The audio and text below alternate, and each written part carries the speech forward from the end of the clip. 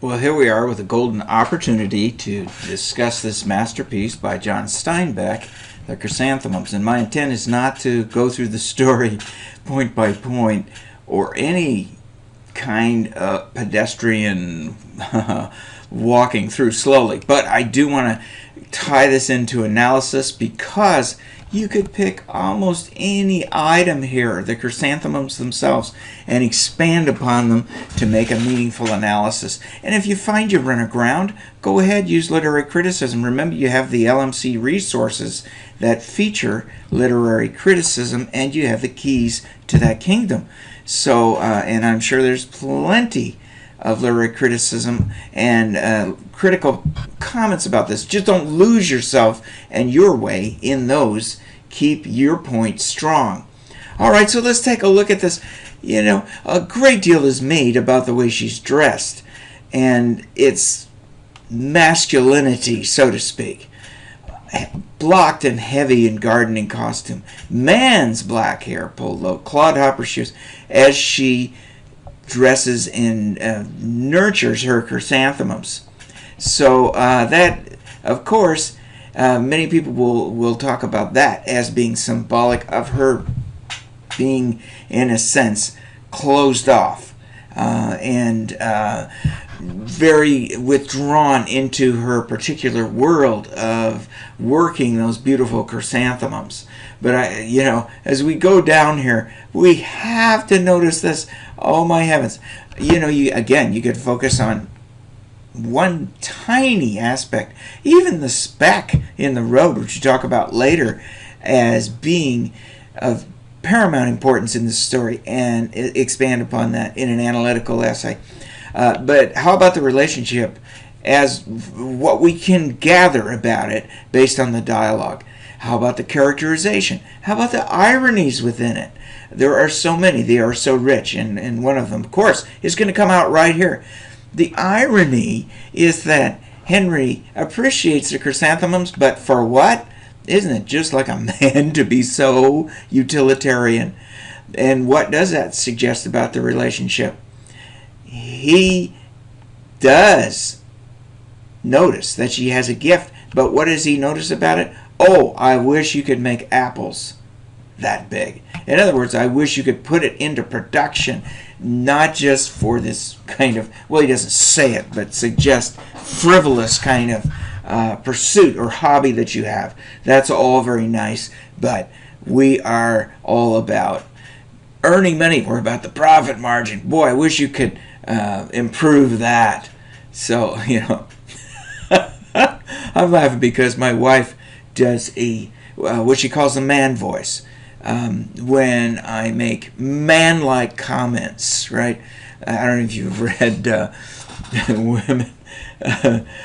women are from Venus and men are from Mars, but this is a certain type of voice when men act very authoritarian and sometimes, in her view anyway, very ignorant.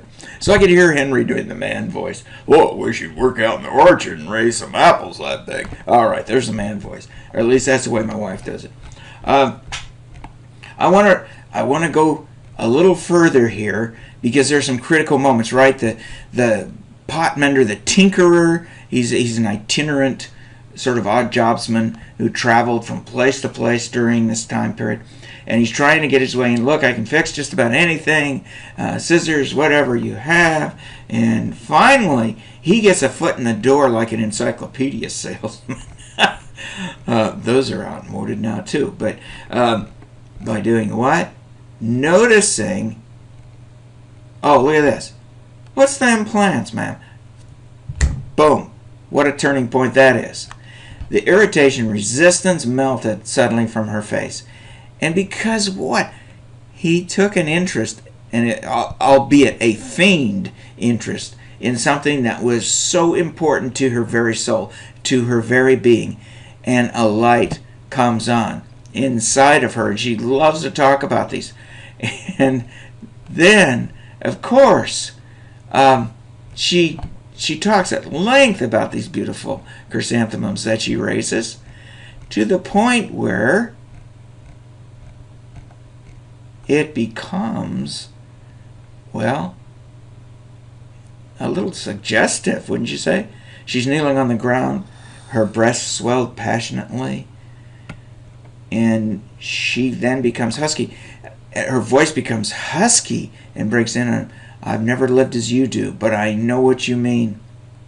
And she talks about the sharp-pointed stars and this kind of mystery and mixture of passion for an adventure, for getting outside of the confinement of a narrow life, and something not overtly but remotely sexual, and the two seem to merge together metaphysically, I guess. Now, there are lots of ways of approaching this. That's what's wonderful about literature. Not necessarily mine, not necessarily yours, but many, many ways. There is no one formula. But what is going on here? Well, there's a hint a little bit later on. Because what does she do? You remember? You do remember, don't you? She scrubbed herself with a little block of pumice. You know what pumice is? You know that. You clean ceramic with it. And it seems rather extreme, doesn't it? Yeah. To be using that.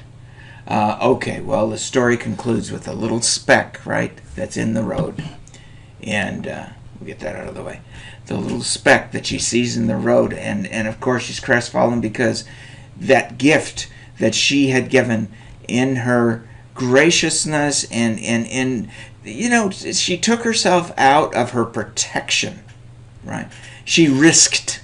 How many times have you risked in a relationship, even a casual one, something of sacred significance to you, of special significance, and someone trampled on it or threw it out, used it just to somehow take something from you, and really did not care about what was so very important to you as a human being.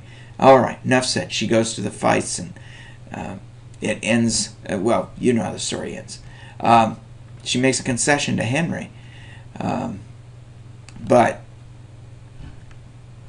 she says, no, I don't want to go. I'm sure I don't. At first she does, then she doesn't. Okay. Anyway, and she is crying. And weakly. Why? Well, she has been shattered, right, by an act of callousness. Wow, you can go on and on about that, but I'm gonna stop there. I am gonna stop there. Okay.